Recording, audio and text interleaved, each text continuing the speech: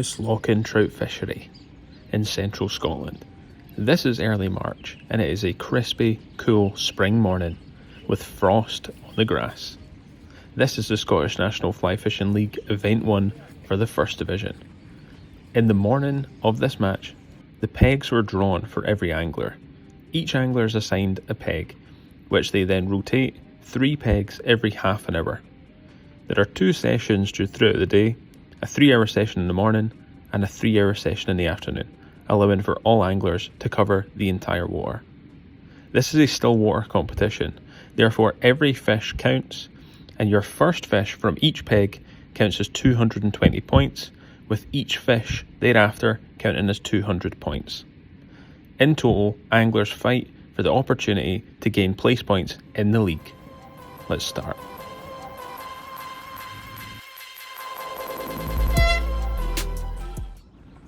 The morning session began with a really hot start.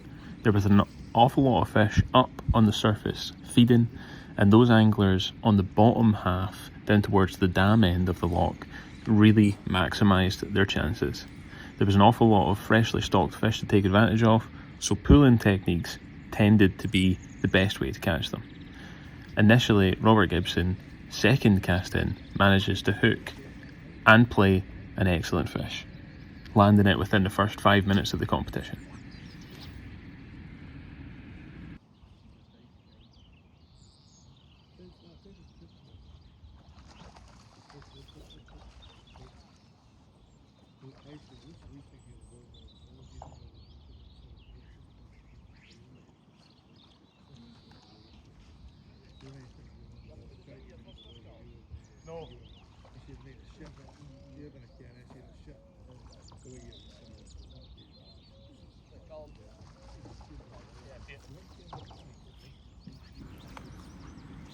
Similar to Robert, Paul Boyle on peg number 5 managed to hook into a fish almost immediately and was able to cover an awful lot of ground thereafter, taking 4 fish from this initial peg.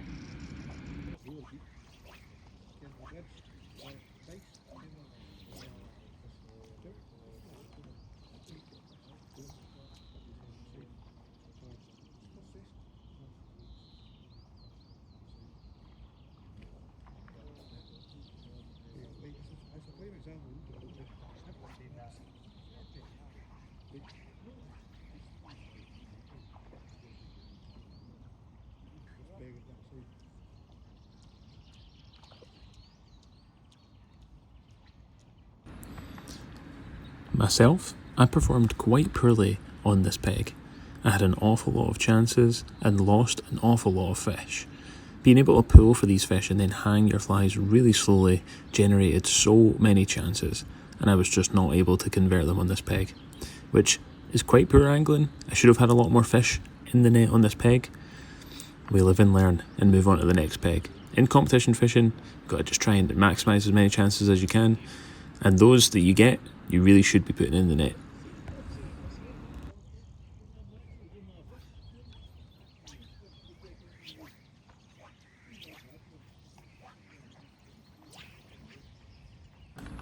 The first half an hour of this morning session proved to be about efficient fishing, being able to get fish back and in the net as quickly as possible and get back out there and get another chance.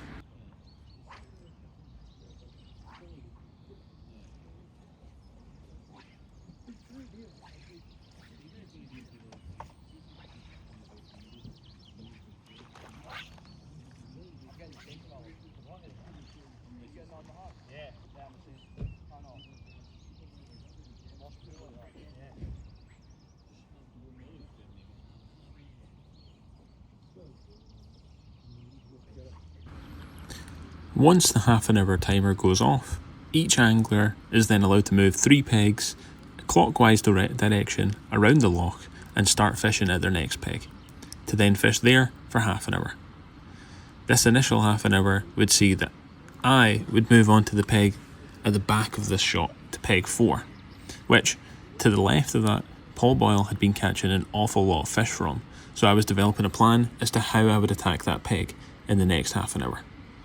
Having not made any chances on this peg, where I was given a lot by fish. I really wanted to try and capitalise on the next peg and make as much ground as I could before going to other parts of the lake that were not performing as well. The top end of Burnhouse, which usually fishes quite well, was fishing very challenging, so I needed to make the most of this peg.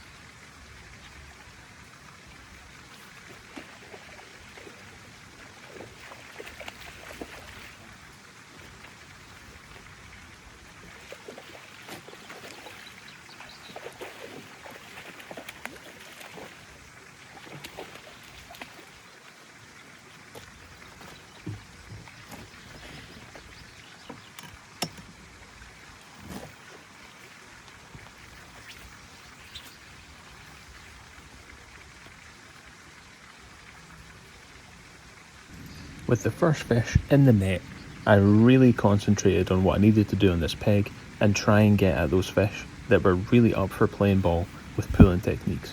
So by using short casts and hanging the flies for a very long time over the edge of the peg, I was able to capitalise on this peg and maximise out my maximum of 5 fish on this peg.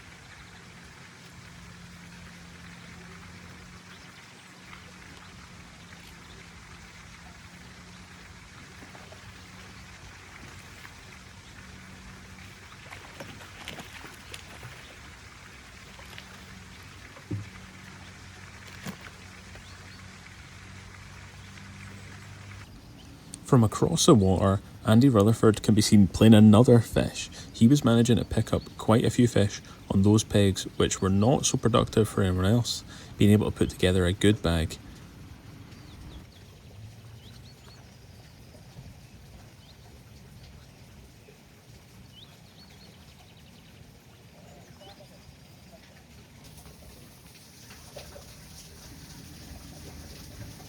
Robert Gibson again with another fish from this peg 5, which proven to be a pretty productive peg and being able to capitalise on those fish that were in front of them.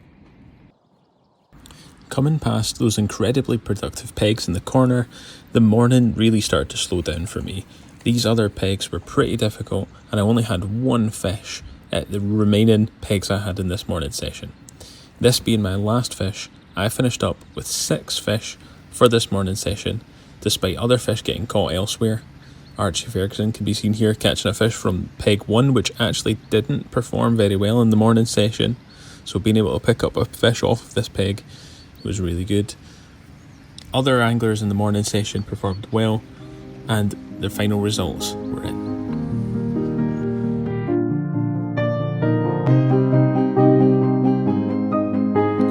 Paul Boyle with 9 fish, taking the number 1 spot in the morning session, overall getting 1 place point for this session. Robert Gibson, with 7 fish, being able to spread those fish across a number of pegs was crucial, being able to land him 2nd place. Andy Rutherford, also with 7 fish across a number of pegs, 3rd place, and Darren Cornett in 4th place with 7 fish again. So those points were all to play for going into the afternoon session.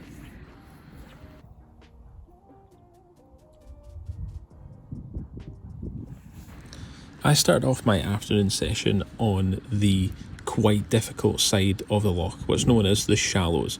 So this area is normally really productive, it has an awful lot of fly life in it, but the past few weeks it has not been fishing, and in this match it was fishing incredibly hard. I started out by fanning around the margins, trying to catch fish that were potentially patrolling up and down, being able to fan cast around the place to no success. I then changed to really tiny buzzers just to try and maximise 1 fish from this peg. It would really be beneficial in a competition to be able to catch fish on these really challenging pegs and then make the most of better pegs with easier to catch fish. After swapping to buzzers, I was able to then get a take, so missing it was pretty devastating, but then I popped that fly back on the other side of where I just had that take to try and get that fish again, and I was lucky enough to actually get a fish off of this peg.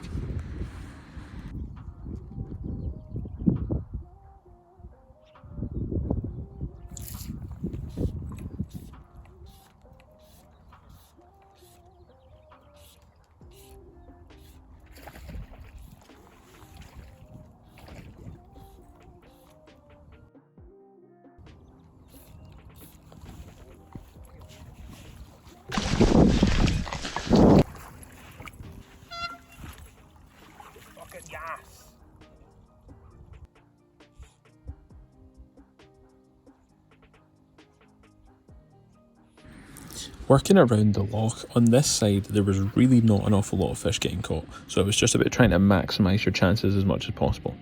I'd worked to the margins quite a lot, and there just really was not an awful lot of takes to be able to produce in these margins that would normally produce an awful lot of fish. The pressure of anglers around it had definitely turned fish off that were nearby, so trying to get takes close to the bank that would normally be there were just not able to happen. It was just not happening whatsoever. So I started just trying to cast as far as possible, getting right out into the middle of the loch and just search those areas with pulling techniques, just trying to snag the odd stocky that might be there, trying to produce a take in any way possible. I was lucky enough to get another take from this peg and put another fish in the back of the net in these hard afternoon conditions.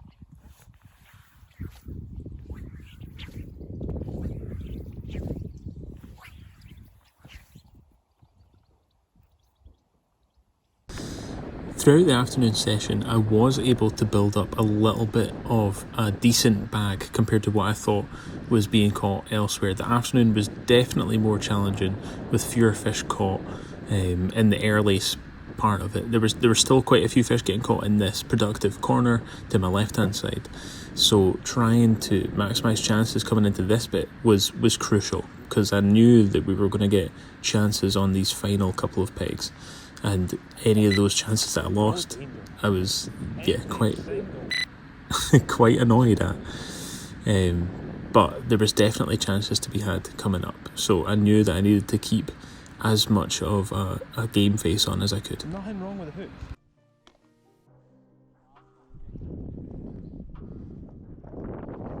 There's nothing wrong with the hooks. Fishing quickly was essential for me on these last few picks, so I really rushed round and rushed to try and get every cast out while still trying to be fully prepared on every cast. So coming tight to the flies as soon as they hit the surface, trying to fish the margin, even this shallow little bank bit, keeping the flies high in the water, trying to work down through the water column, and then making sure that I was fishing in every different way that I feel like the fish might not have seen. This is later in the day, so they've definitely seen a lot of flies at this point, so being able to still pick up some fish, you were going to have to do something different. So either really slowing it down or really speeding it up was something that I thought would work. And off of this peg, managed to get something working.